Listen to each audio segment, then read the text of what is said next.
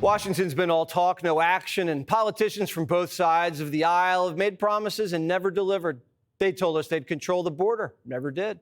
Move the embassy to Jerusalem, never did. Abolish the Department of Education, never did.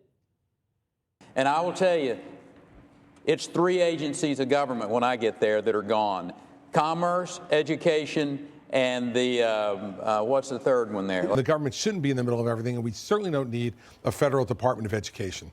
We propose to dismantle two cabinet departments, energy and education. There's only one way to shrink the size and cost of big government, and that is by eliminating agencies that are not needed and are getting in the way of a solution. Well, Trump just did it with a stroke of a Sharpie. I will sign an executive order to begin eliminating the Federal Department of Education once and for all. We're going to be returning education very simply back to the states where it belongs, and this is a very popular thing to do, but much more importantly, it's a common sense thing to do, and it's going to work. I want to just make one little personal statement. Teachers, to me, are among the most important people in this country. And we're going to take care of our teachers. And I don't care if they're in the union or not in the union. That doesn't matter.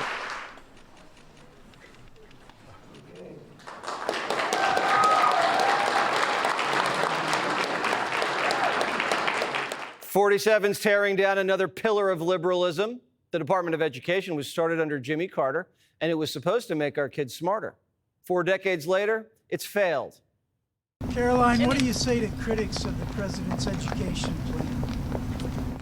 Where was their criticism of our nation's failing test scores for the last several decades? The Department of Education was founded in the 1970s, and since then we have spent more than $3 trillion at this federal bureaucracy.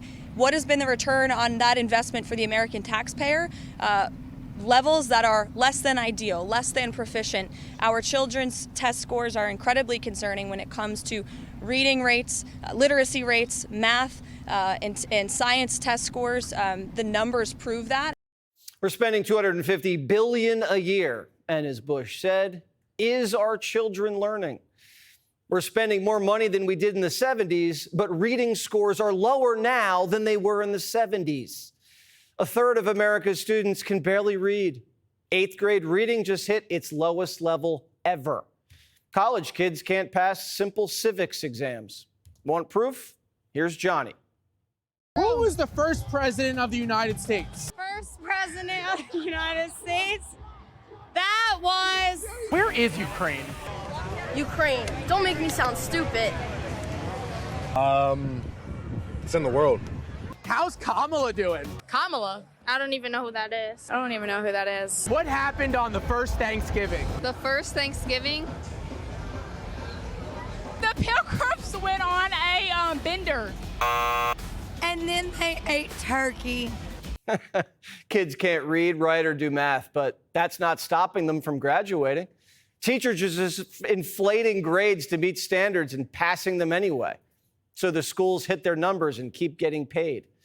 In Connecticut, a student is suing her school district for graduating her with honors, even though she was illiterate.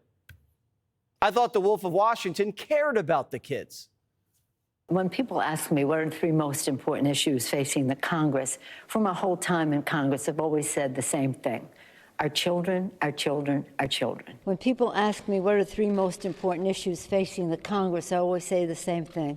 Our children, our children, our children. I'm not here to talk about me. I'm here to talk about the future, America's working families, for the children. It's always about the children. Nancy Pelosi talks more about January 6th than reading, writing, and arithmetic. Now, what have we done to fix this? We've filled public schools with more teachers just to inflate union dues. And the unions send those dues to Democrats. They shut down schools during COVID and said reopening them would be racist. Today, state legislators released a revised plan in Senate Bill 86 to try to force schools to physically reopen. If you condition funding on the reopening of schools, that money will only go to white and wealthier schools that do not have the transmission rates that low-income Black and brown communities do. This is a recipe for propagating structural racism. And while the schools were closed, the teachers' unions stayed home and danced.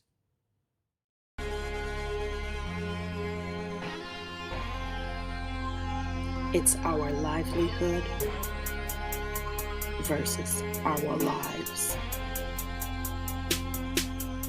Safe. In this moment, be safe. The unions forced Biden to keep the schools closed, and our children got dumber and more depressed. And now Randy's rewriting history.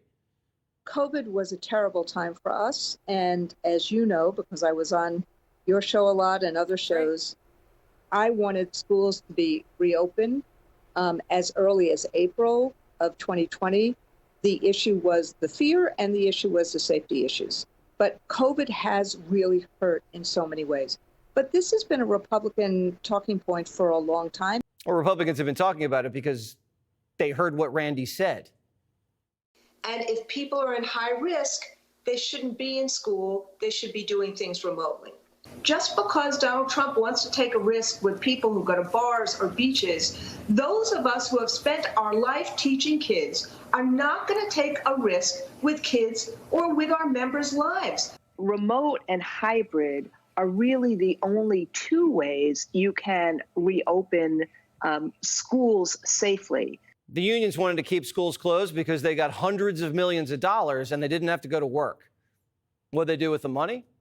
Well, they bought a few hand sanitizer stations, and the rest of the money disappeared. A lot of it got embezzled. For them, it was about money and power. NEA, we have to win all the things, all the things, all the things. Our colleagues are depending on us to win all the things. Keep going, NEA. To preserve our democracy, we must win all the things. Delegates, we won't go back. We will keep going forward because we are the NEA. We are the NEA. We are the NEA. The teachers' unions got stronger and the parents got shut out. Girls were getting raped in bathrooms by trans boys, and dads were getting arrested at school board meetings for calling it out. The Biden administration actually spied on parents who called out CRT in the classrooms, even though schools were getting caught red-handed. What does the MAGA crowd or the church say when you start talking about social justice? You teach it to a group of seniors at West Jordan High, and they don't.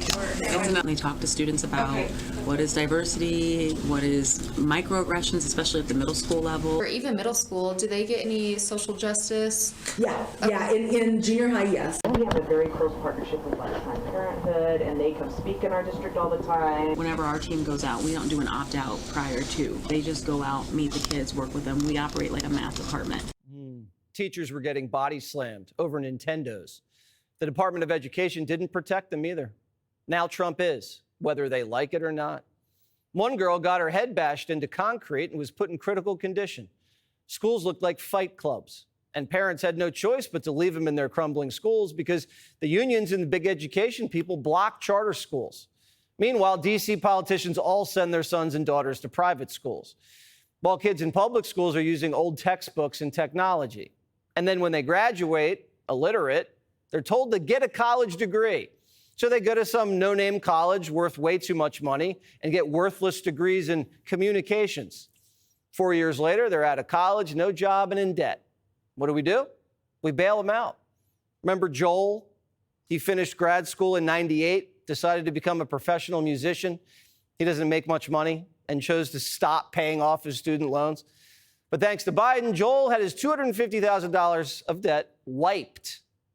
There are plenty of Joels out there, people who are hundreds of thousands of dollars in debt with no job, living with their parents. This isn't what we're paying for. Our education system's broken, and it's been like that for a while. Here's Steve Jobs. If you ask who are the customers of education, the customers are the parents. Not even the students, but the parents. And the problem that we have in this country is that the customers went away. The customers stopped paying attention to their schools for the most part. Mothers started working. And they didn't have time to spend at PTA meetings and watching their kids' school. Schools became much more institutionalized, and parents spent less and less and less time involved in their kids' education. And what happens when a customer goes away and a monopoly gets control, which is what's happened in our country, is that the service level almost always goes down. Click here to subscribe to the Fox News YouTube page to catch our hottest interviews and most compelling analysis. You won't get it anywhere else.